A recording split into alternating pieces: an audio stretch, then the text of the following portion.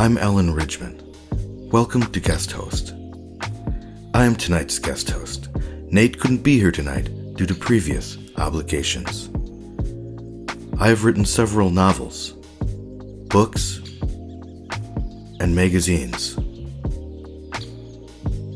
And now I am happy to be co-hosting tonight's guest host with Jonathan Fisher. Hello, Jonathan. Hey, how are you doing, Alan? I'm doing very well, and I thank you for asking me. Pleasure.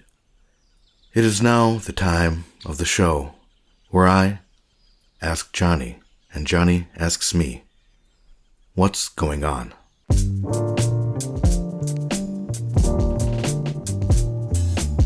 So, what's going on, Alan? Well, it actually reminds me of a passage from my book, Where Does the Valley End?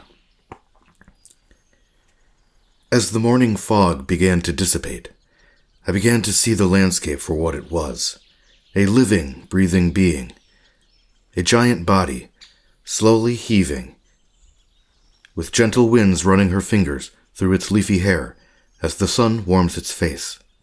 It was easy to see why someone would stay here.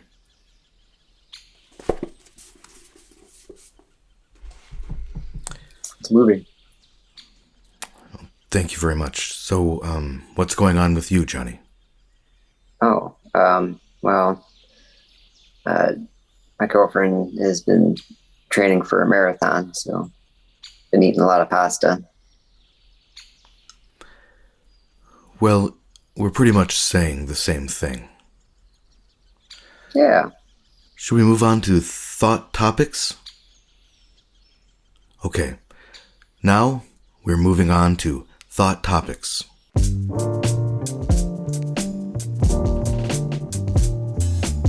Well, something I gave a lot of thought to when I was writing it was my book, Beyond the Stars. I would like to share a passage with you right now. As the first of the 7 suns of Zandromeda crested over the rocky horizon, the creature pierced my spacesuit with its razor-sharp talons, its eyes staring deeply into one of my eyes. And suddenly we connected on a level that caused my humanity to dissolve, as I became more aware of what connected us, the desperate quest to just keep living. Perhaps it wasn't the creature that was in fact alien, and perhaps it wasn't me either. What do you think about that? Was one of us the alien? More than likely. It's definitely something to ponder. What's your thought topic today, Johnny? Well, I've been thinking a lot since I've been eating a lot of pasta. I can't really tell the difference between penne and rigatoni. It's just like, which one's which? You know, I always get confused. Well, This is actually good luck because I brought my book, Food for Thought. I'd like to read a pertinent selection from. Okay. Penne is the little, thin pasta tube, and rigatoni is the thicker one with the ridges. Oh, isn't that, that is really lucky that I had that handy. Thanks, Alan. You're welcome. I'm glad that I could help, and another way I could help would be to answer some advice questions in our next segment, Solicited Advice.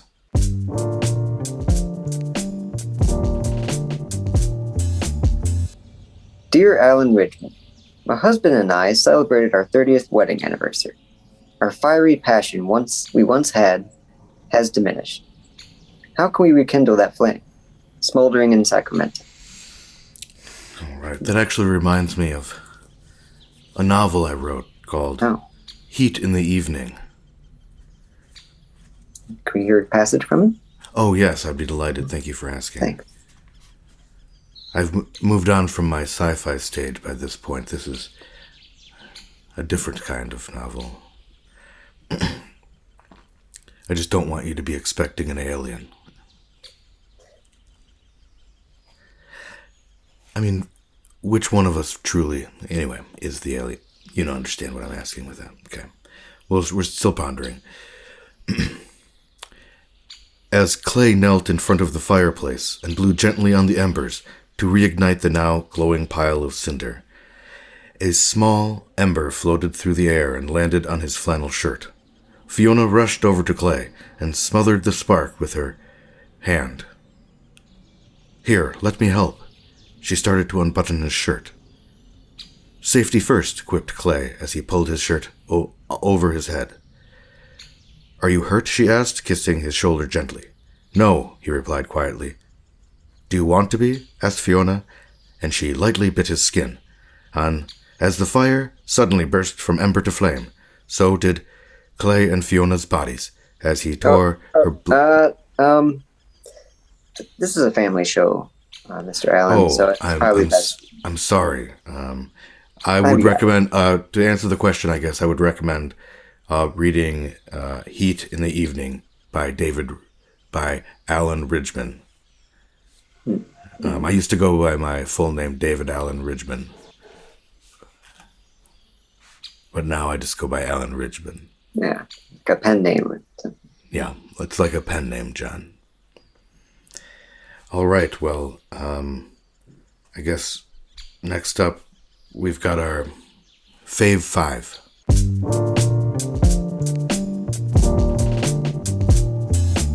Today's Fave 5 is Fave 5 letters. All right, John, why don't you start? What's your first letter? So, like, we're starting from the bottom, from 5 to 1? Sure, number 5. Okay. Number 5, we'll put Z. Or Z, if you're somewhere. All right. This question actually made me refer to my book, Letters to Nature. Oh.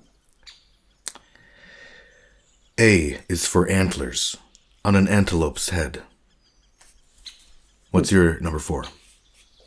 I'm going to go with A. All right. My number 4 is L is for lips of a wee little lemur. My number 3 is L for my middle initial. All right. Oh, that makes sense. That's very good. My number 3 is, let's see. E is for eggs from a black slippery eel. Okay. And your number 2? I guess. My number 2 is F. F. Interesting. Yeah. All right. My number 2 is Z. Z is for Zandromeda, home of the Zandromedans. Okay. My number 1? It makes me think, who are truly the aliens? The Zandromedans or me? Anyway, we can keep thinking about that. What's your number 1 letter? J. J. Good. Mine is F is for feathers in the nest of a finch. Nice. Well, that was our Fave 5, and I think that we did very well. I think we did really pick the best 5. Yeah, I mean, we definitely agreed on a lot of letters, that's for sure. That's true. There was a lot of overlap.